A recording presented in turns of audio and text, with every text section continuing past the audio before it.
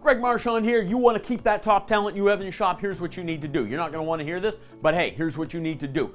You need to implement a yearly review process. Why do I need to do that, Greg?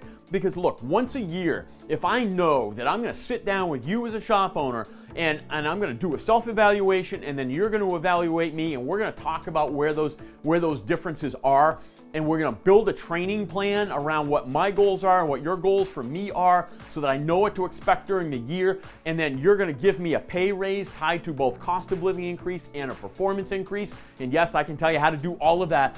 Then I'm going to walk out of your office once a year knowing that this organization is different than every other organization I've ever worked for and anyone that I've ever heard of, and it's going to make me feel like I am part of something bigger than myself, right?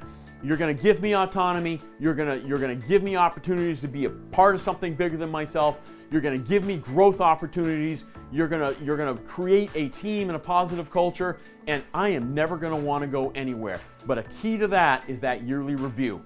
Go get on it. You need help? Smash that subscribe button. Shoot me a message. I'll help you out with it. Keep up the great work and never, ever, ever stop learning.